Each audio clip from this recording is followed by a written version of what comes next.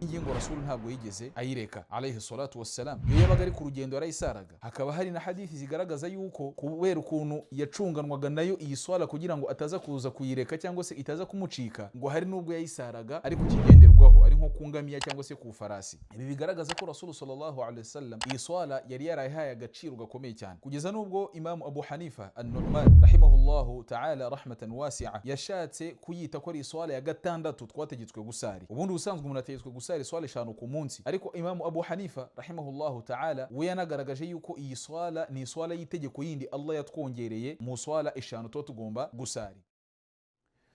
Bismillahir Rahmanir Rahim. Alhamdulillahi Rabbil Alamin. Wa ashhadu an la ilaha illa Allah wahdahu la sharika lah. Wa ashhadu anna Muhammadan abduhu wa rasuluhu. Amma ba'du. Assalamu alaykum wa rahmatullahi wa barakatuh. Dutangiye dushimira Allah subhanahu wa ta'ala, amahoro n'imigisha bisakare ku ntumwe Muhammadin sallallahu alayhi wa sallam, we nabiwe n'abasangira ngendo be n'abamukurikiye n'abazamukurikira mu nzira y'ukuri kuzageza ku munsi w'imperuka. Dusaba Allah subhanahu wa ta'ala yuko yazaduha kuba muri abo ngabo, Allahumma amin. Bavandimwe b'Islam, hari ibyiza byinshi Ubuislamu bwatugaragarije yuko uzabikora azatuburirwa ibikorwa bye, ndetse no muri ibyo ngibyo ibyinshi muri byo usanga ari ibikorwa bitagize icyo bitwaye, bitavunanye, by'umwanya muto, byoroheje cyane. Kuri uyu munsi insha Allah ndagira ngo twongere tuganirire hamwe ku kindi gikorwa cyiza cyane kitatwara umwanya munini, ahubwo kubw'agaciro kacyo hari byinshi Ubuislamu bwavuze kuri kino gikorwa. Ni salatu al-witr. Salatu al-witr, iyi swala ifite agaciro gahambaye cyane mu Buislamu. No mu bigaragaza ubuhambare bw'iyi swala nuko intumwa Muhammadin sallallahu alayhi wasallam itigeze isiba gusari iyi swala, yaba ituye cyangwa se iri ku rugendo. Nubwo yabaga iri ku rugendo Rasul sallallahu alayhi wasallam, nubwo Rasul yabaga ari ku rugendo, iyi swala yajyaga ayisari. Hamwe nuko izindi sunna nka za zindi twita qabliya na ba'diya ku rugendo Rasul yajyaga zireka, ariko byagera kuri witr, iyi ngingo Rasul ntabwo yigeze ayireka alayhi salatu wassalam. iyo yabaga ari ku rugendo yarayisaraga. hakaba hari na hadithi zigaragaza yuko kubera ukuntu yacunganwaga nayo iyi swala kugira ngo ataza kuza kuyireka cyangwa se itaza kumucika, ngo hari nubwo yayisaraga ari ku kigenderwaho, ari nko ku ngamiya cyangwa se ku farasi. ibi bigaragaza ko Rasul sallallahu alaihi wasallam iyi swala yari yarayihaye agaciro gakomeye cyane, kugeza nubwo Imam Abu Hanifa an-Nu'man rahimahullahu ta'ala rahmatan wasi'a yashatse kuyita ko ari swala ya gatandatu twategetswe gusari. ubundi ubusanzwe umuntu ategetswe gusari swala 5 ku munsi, ariko Imam Abu Hanifa rahimahullahu ta'ala we yanagaragaje yuko iyi swala ni swala y'itegeko yindi Allah yatwongereye mu swala 5 to tugomba gusari. iyi swala rero bayisari ryari? ajma' al-ulama'u ala anna waqta al-witr la yadkhulu illa ba'da al-isha wa annahu yamtaddu ila al-fajr. abamenyi benshi bahurije ku kuba salatu al-witr, iyi salatu al-witr igihe cyayo ari uguhera nyuma ya salatu al-isha kugeza ku mwanya wa mbere gato ya salatu al-fajr. no kuvuga ngo umwanya wa salatu al-witr ni nyuma ya salatu al-isha mpaka kugera kuri salatu al-fajr. uyu mwanya wose salatu al-isha, salatu al-fajr, uyu mwanya wose urimo hano hagati ni uwo mwanya wo gusari salatu al-witr. ibi byaturutse kuri hadithi aho intumwa Muhammadin sallallahu alayhi wasallam yavuze ati inna Allah zadakum salatan fasalluha bayna al-isha wal-fajr. iyi ni nayo hadithi Imam Abu Hanifa rahimahullahu ta'ala yakoresheje agaragaza yuko salatu al-witr naam ni yindi swala Allah yategetse gusari, aho Rasul avuga ati yabwiye abaswabara babwira ati ngo mukuri Allah subhanahu wa ta'ala yabongeje iyindi swala, yabongereye iyindi swala mujye muyisari hagati ya salatu al-isha ndetse na salatu al-fajr. iri joro ryose kuva nyuma salatu al-isha kugeza kuri salatu al-fajr ni umwanya wo gusari salatu al-witr. iyi hadithi rero ikagaragaza umwanya igihe salatu al-witr ikorerwa. nkuko nari maze kubabwira, ni nayo hadithi Imam Abu Hanifa an-Nu'man yagaragaje yuko iyi swala ari swala yitegeko ku Muislam. hari n'imvugo Imam Ahmad ibn Hanbal rahimahullahu ta'ala nawe yagaragaje yuko ngo umuntu udasari salatu al-witr kubw'agaciro kayo, umuntu udasari salatu al-witr rajulun su, n'umuntu mubi. Imam Ahmad arangije aranavuga ati ngo ntimukanakira ubuhamya bwe, ntimukemere ubuhamya bwe cyangwa se ntimukajye mubwemeza, nimba hari n'ibyo muri bukenere kugiramo abahamya, ntimukajye mugira umuhamya umuntu udasari salatu al-witr. Nanone inwa Muhammadin sallallahu alayhi wasallam anagaragaza yuko amasaha meza ya salatu al-witr ari amasaha ya nyuma y'ijoro. Ni ukuvuga ngo ijoro ririmo rirahera, ni ukuvuga ngo mbere gato ya salatu al-fajr, mbere gato ya salatu al-fajr, iswala irimo mbere gato ya salatu al-fajr kuri wa wundi wenda wabyutse mu ijoro agasari. Ibi ngibi bigashimangirwa na hadithi imwe Muhammadin sallallahu alayhi wasallam atubwira ati man khafa an la yaquma akhira al-layli falyutir awwalahu. Rasul sallallahu alayhi wasallam aratubwira ati umuntu uzagira ubwoba cyangwa se umuntu uzashidikanya ku kubyuka kwe, avuga se buriya ndaza kuza kubyuka ninjoro amaze gusara salatu al-isha, agashidikanya akavuga se buriya ndaza kuza kubyuka ninjoro, akumva bimuteye impungenge z'uko ashobora kutabyuka gusara salatu, kutabyuka ninjoro ngo abe yanakora igihagararo. Rasul sallallahu alayhi wasallam aratubwira ati uyu nguyu mbere yo kuryama azabanze asari salatu al-witr. Hanyuma Rasul sallallahu alayhi wasallam akatubwira ati ndetse n'uzaba afite icyizere cy'uko ari buze kuza kubyuka mu joro biri buze kuza kumukundira, inwa Muhammadin sallallahu alayhi wasallam aratubwira ati uyu nguyu azayisari mu joro rihera, azayisari mu joro rihera, wa dhalika afdal, ngo ni nabyo byiza kuri we. Bityo rero salatul witr icyambere tubonye igihe ikorerwa n'agaciro ifite mu Islam. Rasul ntigeze ayireka, ari nabyo twashishikariza abayisilamu, iyi sunna nziza ntihazagira umuntu uzayireka. Noneho umwanya wayo mwiza wo kuyisari ni hagati ya salatul isha hagati ya nyuma ya salatul isha ndetse na mbere ya salatu al-fajr, ariko umwanya mwiza wayo ni umwanya wegereye kuri salatu al-fajr.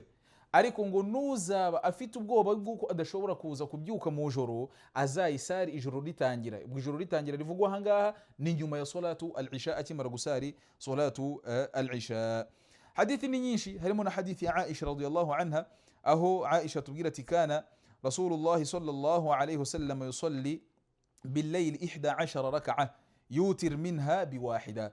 Aisha radhiyallahu anha wenda hangaha ni mas'ala ikurikiraho, aratubwira ati nwa Muhammadin sallallahu alayhi wasallam yakundaga gusari raka 11.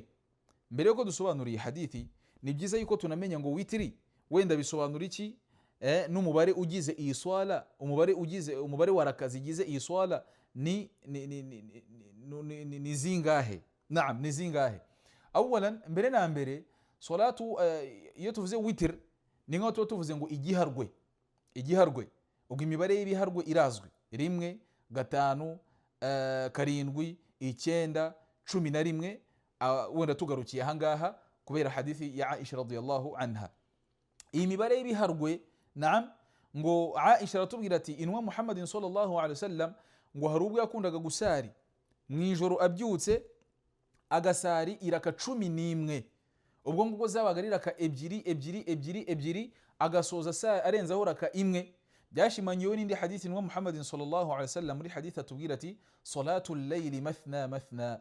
Rasul atubwira ati iswala ya ninjoro mu bihagaro bya ninjoro ngo nugusari raka ebyiri.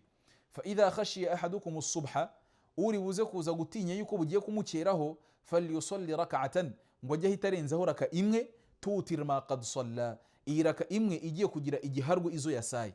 Ashobora kuba yasaye raka ebyiri zikaba ari nk'8, ariko akabona ko salatul fajr igiye kugera habura gato, ngo ajye arenzaho raka 1 igiye kugira igiharwe izi ebyiri yasaye za 8 zihite ziba 9. Ubwo rero muri make ahangaha bamenye bakatubwira ngo rero salatul witri iraka nkeya zigize nibura ni raka 1.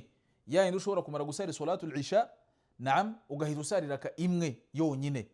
Ngo hanyuma ngo inyinshi hari abamenyi bagaragaje ngo la had, nta mubare zifite, ubwinshi bwazo nta mubare zifite, nta mubare fatizo zifite. Hanyuma Aisha radhiyallahu anha, mama w'abemeramana radhiyallahu anha, akatubwira ati ngo noneho Rasul akenshi iyo yasaraga witiri ngo ntiyajyaga arenza raka 11. Ni ukuvuga ngo iyo yakoraga ibihagararo bya ninjoro yakundaga gusarira raka 11, ntabwo yajyaga azirenza. Uku niko Aisha radhiyallahu anha atubwira. Nanone ni byiza yuko ko uwasaye witiri yarenzaho qunut ni ubusabe umuntu asari mbere yuko ajya kuri ruku'u kuri ya witiri. Ala sabili mithal, dufashe nk'urugero, umaze gusoma suratul Fatiha kuri witiri ukarenzaho suratul Ikhlas, qul huwa Allahu ahad Allahu samad lam yalid walam yulad walam yakun lahu kufuwan ahad, mbere yuko ujya kuri ruku ukazamura ibiganza Allahumma hdini fi man hadait cyangwa se Allahumma hdina fi man hadait. Hanyuma warangiza gusoma kunuti yose ukabona wajya kuri ruku Allahu akbar, ukajya kuri ruku sami Allahu liman hamida ugakomeza. Aho na hambere wemere kuba wasoma kunuti. Aha kabiri ushobora kuba wasoma kunuti umaze gusoma suratul Fatiha, qul a'udhu bi rabbil falaq kugeza ku musozo walam yakul lahu kufuwan ahad, ukavuga uti Allahu akbar, ukajya kuri ruku ukavayo sami Allahu liman hamida, ugahita usoma qunut Allahumma hdini fi man hadait kugezaho irangirira. Warangiza gusoma qunut ugahita umanuka ukajya kuri sujud. Bityo rero iyi swala wallahi bavandimwe Islam ifite uburemere bukomeye cyane.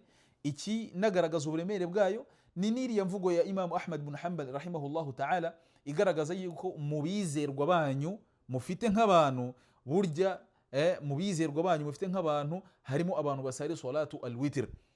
Imamu arakagaragaza yuko nibyo muzakenera gukora bizakenera abahamya, muramenye muzirengagize cyane bishoboka wa wundi utajya usari salatu al-witr. Rero iyi swala Rasul sallallahu alaihi wasallam ntiyigeze ayireka. Iyo yabaga ari ku rugendo yajyaga ayisari, niyo yabaga ari mu rugo yajyaga ayisari. Nkaba nshishikariza rero abayisilamu muri rusange guhozaho gushikama kuri sunna z'intumwa Muhammadin sallallahu alaihi wasallam.